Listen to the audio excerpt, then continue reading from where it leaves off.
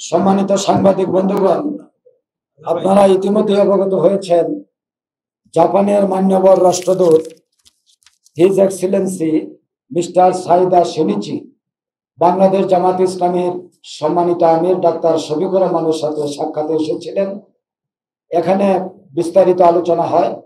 এই আলোচনার উপরে সম্মানিত সেক্রেটারি জেনারেল অধ্যাপক মিয়া গোলাম পরোয়ার এখন সংক্ষিপ্ত ব্রিফ পেশ করবেন।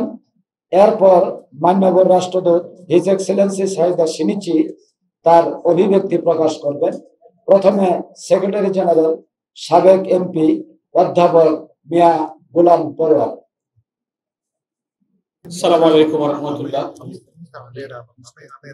Honorable Japan Ambassador Saida Shinichi, Ambassador of Japan, Bangladesh Jamaat ইসলামীর সম্মানিত আমির জামাত ডক্টর শফিকুর রহমানের সঙ্গে সৌজন্য সাক্ষাতে তিনি আমাদের অফিসে এসেছিলেন। আমাদের সঙ্গে অত্যন্ত সৌহার্দ্যপূর্ণ পরিবেশে জাপান এবং বাংলাদেশের বন্ধুত্বপূর্ণ সম্পর্কের উত্তরণে খুব চমৎকার আলোচনা হয়েছে। আমাদের এই আলোচনায় সম্মানিত আমির জামাত নেতৃত্ব দিয়েছেন সম্মানিত নায়েবে আমির ডক্টর শফিকুর রহমান, আমাদের নির্বাহী পরিষদের সদস্য এটিএম আজহারুল ইসলাম, সম্মানিত নায়েবে আমির জনাব আনাম শামসুল ইসলাম, আমাদের প্রচার বিভাগের সেক্রেটারি মিডিয়ায় মতিউর রহমান আকন, নির্বাহী পরিষদের সদস্য জনাব মোবারক হুসাইন এবং আমাদের জামাতের ফরেন অ্যাফেয়ার্স অ্যাডভাইজার উপস্থিত ছিলেন। আমি সাংবাদিক বন্ধুদেরকে ধন্যবাদ জানাচ্ছি এবং সম্মানিত আমির জামাত এবং অ্যাম্বাসেডর অফ জাপানের সঙ্গে যে সংক্ষিপ্ত আলোচনা হয়েছে সে সম্পর্কে আমি একটা শর্ট ব্রিফ আপনাদের জন্য পেশ করছি। উভয়ই পারস্পরিক কুশল বিনিময় করেছেন। জাপান এবং বাংলাদেশের বন্ধুত্বপূর্ণ সম্পর্কের বিষয়ে সকলেই অত্যন্ত আনন্দ এবং কৃতজ্ঞতা প্রকাশ করেছেন। দুই দেশের মধ্যে যে বন্ধুত্বপূর্ণ সম্পর্ক সেগুলো আলোচিত হয়েছে। আমাদের পক্ষ থেকে বাংলাদেশ জামাত ইসলামীর আমির জামাত ইসলামী তার উদ্দেশ্য, লক্ষ্য, তার কার্যক্রম, স্বাধীনতার পর বাংলাদেশের 54 বছরের ইতিহাসে জামাত কিভাবে এদেশের জনগণের কল্যাণে, দেশ গঠনের কল্যাণে রাজনীতি করেছে সেই সংক্ষিপ্ত একটা ইতিহাস তিনি ওনার সামনে উপস্থাপন করেছেন। বিগত ফ্যাসিবাদী আমলে শেখ হাসিনার সরকারের হাতে জামাত ইসলামের উপরে কি জুলুম নির্যাতন নিপীড়ন চলেছে।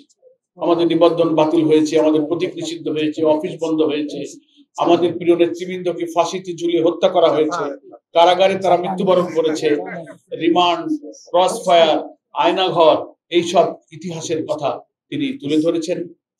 মাননীয় অ্যাম্বাসেডর এগুলো খুব মনোযোগ দিয়ে শুনেছেন এবং তিনি বলেছেন যে বাংলাদেশের রাজনীতির এইসব পরিস্থিতি সম্পর্কে তিনি অবহিত এবং রাজনৈতিক পরিবর্তন সম্পর্কে অবহিত। বাংলাদেশের একটি অবাধ এবং নিরপেক্ষ নির্বাচনের লক্ষ্যে যে সংস্কারের কার্যক্রম অব্যাহত আছে, ন্যাশনাল কনসেনসাস কমিশনের মাধ্যমে, ঐক্যমত্য কমিশনের মধ্য দিয়ে গুরুত্বপূর্ণ ইস্যুতে যে সংস্কারের উদ্যোগ সকল রাজনৈতিক দলের সহযোগিতা এগিয়ে যাচ্ছে সে সম্পর্কেও তিনি অবহিত এবং তিনি কিছু প্রশ্ন করে এসব বিষয়ে আমাদের সংবিধানের পরিবর্তন, সংস্কারের মেজর ইস্যুগুলো কিভাবে আমরা কার্যকর করব সেই সব উপায় এবং পথপন্থা সম্পর্কে তার আগ্রহ ব্যক্ত করেছেন। আমরা আমাদের দলীয় পলিসির ভিত্তিতে যে সমস্ত রিফর্ম প্রপোজাল গভর্নমেন্টকে দিয়েছি তার ভিত্তিতে আমরা তার জবাব দিয়েছি। এসব আলোচনায় আমাদের জামাত ডক্টর তাহের সহ আমাদের সমস্ত নেতৃবৃন্দ অংশগ্রহণ করেছেন। আমাদের আমির জামাত বাংলাদেশ এবং জাপানের শিল্প, বাণিজ্য, ব্যবসার ক্ষেত্রে উভয়ের সাথে আমরা কিভাবে আরো সমৃদ্ধ হতে পারি, উত্তরোত্তর অগ্রগতি হতে পারে, আমদানি রপ্তানি পণ্যের ব্যাপারে আমরা কি করতে পারি সে বিষয়ে আমাদের মাননীয় অ্যাম্বাসেডরের সাথে মত বিনিময় করেছেন। তিনিও বলেছেন শিল্প, বাণিজ্য, জায়গা, এগ্রিকালচার সেক্টর, নানান সেক্টরে আমাদের সম্ভাবনাময় বিনিয়োগের একটা আলোচনা বা দুই দেশের মধ্যে অতি সম্প্রতি অনুষ্ঠিত হবে এবং ইতিপূর্বেও কিছু দুই দেশের মধ্যে এই সমস্ত ব্যবসা বাণিজ্য বিনিয়োগ নিয়ে আলোচনা হয়েছে। এগুলো সম্পর্কে তিনি অবহিত করেছেন। এটা ওনার বাংলাদেশের প্রথম ভিজিট। অল্প দিন উনি বাংলাদেশে এসেছেন। বাংলাদেশের রাজনৈতিক পরিবর্তনের পর তিনি এখানে অ্যাম্বাসেডর হিসেবে যোগদান করেছেন। সে কারণে বাংলাদেশ নিয়ে উনি বলেছেন এটা একটা বিউটিফুল দেশ, একটা চমৎকার দেশ।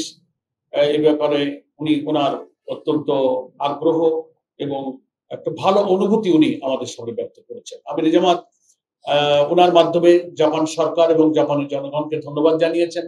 আমরা আশাবাদ ব্যক্ত করেছি যে সামনে উত্তরোত্তর বাংলাদেশ এবং জাপানের মধ্যে ইভেন জামাত ইসলাম এবং জাপানের সঙ্গে বন্ধুত্বপূর্ণ ঘনিষ্ঠ সম্পর্ক সামনের দিকে উত্তরোত্তর এগিয়ে যাবে।